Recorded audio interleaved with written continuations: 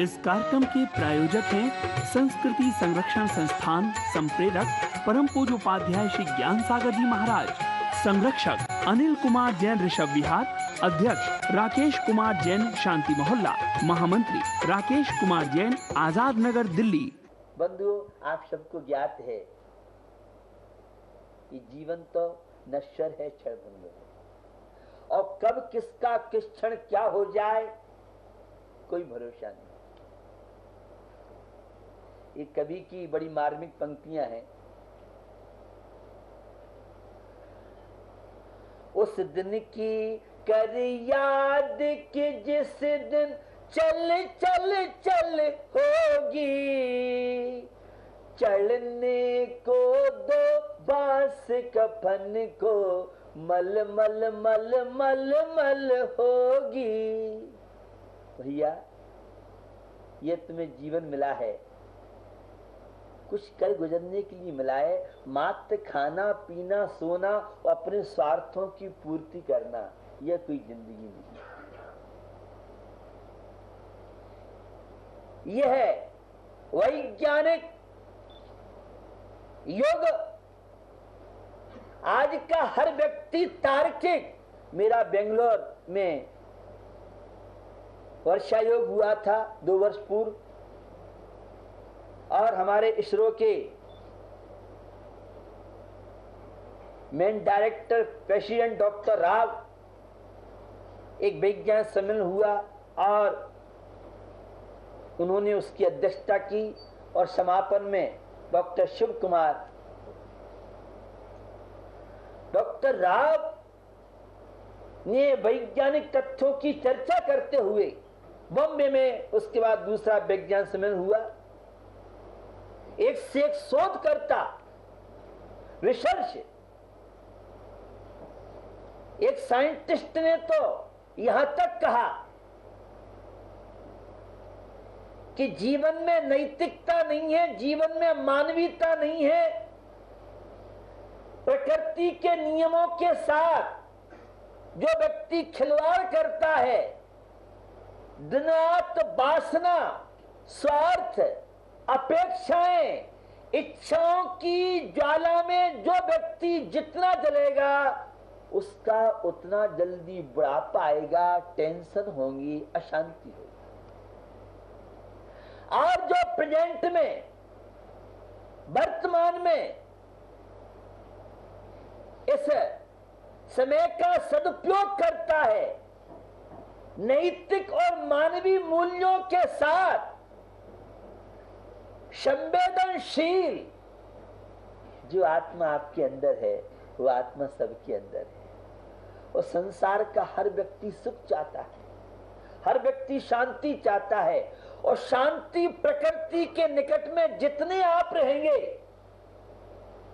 आपका जीवन जितना सहज सरल होगा, आपके जीवन में उतनी शांति, उतनी प्रसन्नता और जीवन का विकास संभव है। तो वैज्ञानिकों का दायित्व बनता है, उन सबका कर्तव्य है, और वे कर्तव्य सबसे बड़ा ये कर्तव्य है, जो भी आविष्कार किए जाएं किसी भी प्राणी के लिए घातक न हो। अहिंसा का, जीवों की रक्षा का, केवल मानव का ही नहीं, प्राणी मात्र की रक्षा का उद्देश्य तो निश्चित वे आविष्कार लोगों के लिए औषधि का कार्य करेंगे, विकास का कार्य करेंगे। कैसे पानी का संरक्षण हो, नदियों का संरक्षण कैसे हो, इस पर्यावरण की सुरक्षा के लिए सारे विश्व के प्राणी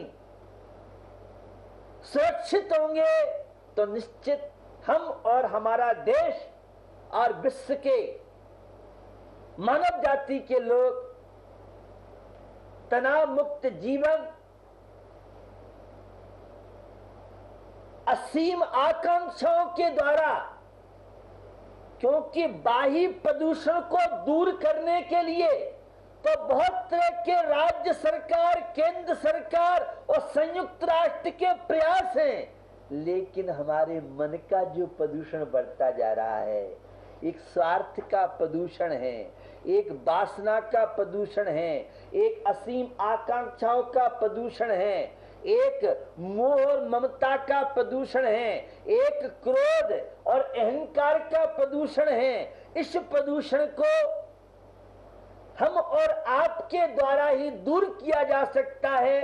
वैज्ञानिक जो रिसर्च आ रही हैं, वैज्ञानिक जो तथ्य आ रहे हैं, इन सब तथ्यों का उद्देश्य एक ही है, तनाव मुक्त जीवन, प्राणी मात्र का संरक्षण, प्रकृति। आज बारिश के समय बारिश नहीं हो रही है, बरसात में गर्मी के समय गर्मी नहीं पड़ रही है, सर्दी के समय सर्दी नहीं पड़ रही है। सारा ऋतुओं का और प्रकृति का ये जो क्रम बदल रहा है, ये सारा प्राकृतिक क्रम निरंतर बना रहे। तो निश्चित हमारा यह वैज्ञानिक शोध और खोज सफलता का प्रतीक। तो विज्ञान की कसौटी पर जब तक कोई चीज खरी नहीं उतरेगी, हम किसी भी युवा को, हम विश्व के प्राणियों को संतुष्ट नहीं कर सकते हैं। तो यह साइंस सेंटर के माध्यम से निकट में समुद्र है और कितना श्रम जीवन को भी यह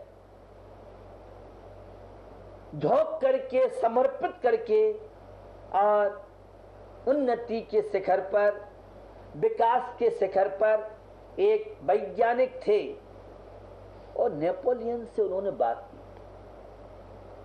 ये बताओ सफलता का सूत्र क्या है?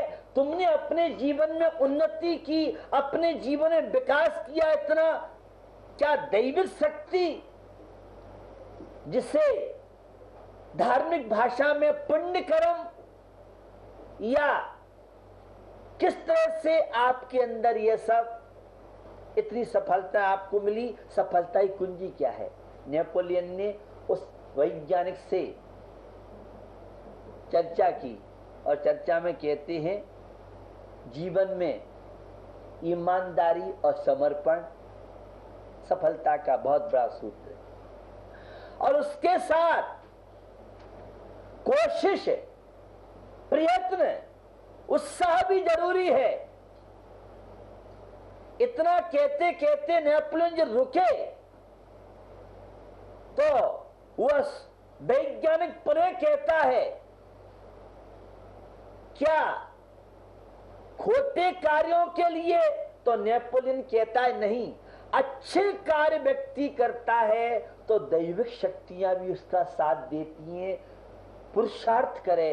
और जो व्यक्ति गलत कार्य करता है तो प्रकृति भी उसका साथ देती है, दैविक शक्ति भी साथ देती है। तो व्यक्ति को अपने जीवन में ईमानदार रहना, अपने जीवन में प्रामाणिक रहना। आज जो धूम्रपान के माध्यम से, नशे के माध्यम से और बहुत तरह की विसंगतियां, अप्राकृतिक व्यक्ति जीवन जी रहे हैं, हमारे वैज्ञानिकों ने तथ्य रखे। ये आपका जो जीवन है, ये आर्टिफिशियल जीवन है, ये खिलवाड़ आप जीवन के साथ न करें। मॉर्निंग वॉक एक प्राकृतिक जीवन था, लेकिन जब से इन साधनों का हम तकनीकी का मिसयूज न करें, क्योंकि हर चीज के लाभ भी हैं और हानि भी है।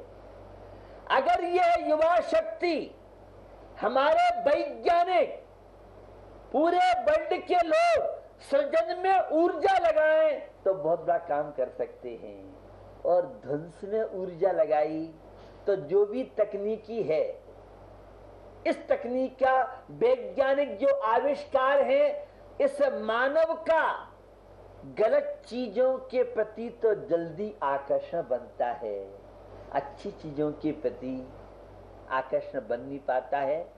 तो बंधुओं, हमें अपने जीवन में सहज जीवन, प्राकृतिक जीवन, संवेदनशील जीवन हमारा होगा। हमारे वैज्ञानिकों के तथ्य आए। एक भोजन का प्रसंग है। भोजन आप करते हैं तो सोने से 4-5 घंटे पूर्व भोजन करना चाहिए। कुछ लोग तो सहज में करते थे। जब शोध खोज किया, क्या बात है, ऐसा क्यों, तो हमारे साइंटिस्टों ने तथ्य रखे। इस सूर्य की किरणों में जो भोजन करता है, सूर्य के अंदर अनेकों प्रकार के वह विटामिन होते हैं, वह ऊर्जा होती है जो भोजन के पचाने में कारण बनती है। एक बात।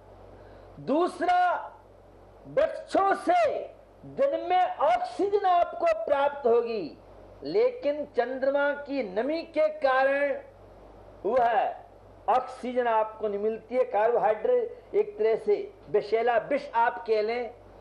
तीसरी बात उन्होंने बताई कि चंद्रमा की नमी के कारण कीटाणुओं की उत्पत्ति ज्यादा हो जाती है और दिन में सूर्य के प्रकाश उष्णता के कारण जीव जंतु रहते नहीं, होते हैं तो वह कहीं अन्य अपने अपने बिलों में रहते हैं। इसलिए सोने से कुछ समय पूर्व भोजन आप करोगे तो अच्छा पाचन होगा, अन्यथा वह आमाशय में पड़ा पड़ा कई प्रकार की बीमारियों का कारण बनेगा। पहले पानी में जीव नहीं मानते थे। हमारे एक साइंटिस्ट वैज्ञानिक के द्वारा एक बूंद पानी में 36,450 दार्शनिकों ने तो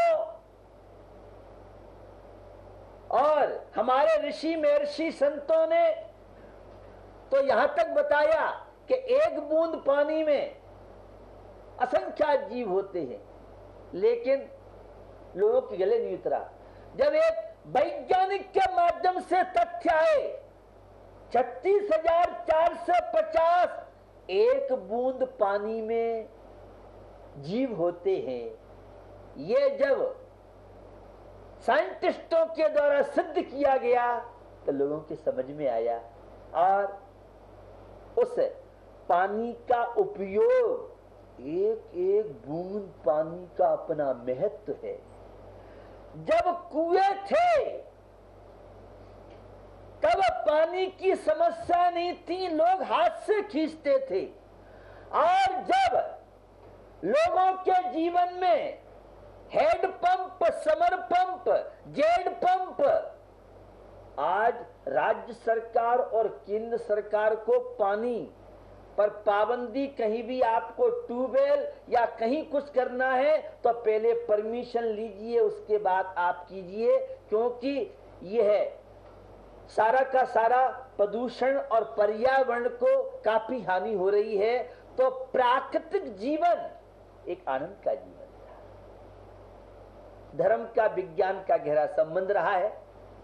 धर्म माने मानवता, धर्म माने इंसानियत, धर्म माने प्रकृति दत्त चीजों का सदुपयोग करना, धर्म माने जागरूकता, धर्म माने विवेक। और विज्ञान भी कहता है, जब आइंस्टीन ने आणविक जैसी शक्तियों का पूछा गया तो आइंस्टीन कहता है जिनके पास सद्बुद्धि है, विवेक है, तो उनके लिए तो यह विकास उन्नति कारण है।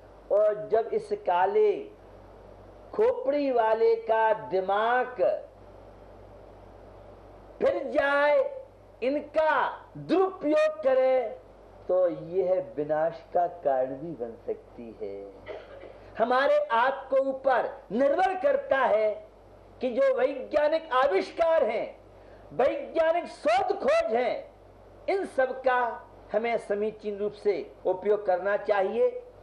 तो ये साइंटिस्टों के द्वारा जो हमारे देश में और वर्ल्ड में नए नए शोध और खोज किए जा रहे हैं, मुझे वैज्ञानिकों से अपेक्षा यह है कि कोई भी ऐसे आविष्कार न हो जो हिंसा के कारण, किसी भी जीव के हनन के कारण बन सके। अहिंसक शोध और खोज हो, प्राणी मात्र का संरक्षण हो और आपके जीवन में भी उदारता होनी। परम पूज्य सराकोद्धारक युग चिंतक नवचेतना प्रदायक उपाध्याय रत्न श्री ज्ञान सागर जी महाराज का रजत दीक्षा महोत्सव का त्रिदिवसीय आयोजन 21 अप्रैल से 23 अप्रैल 2013 तक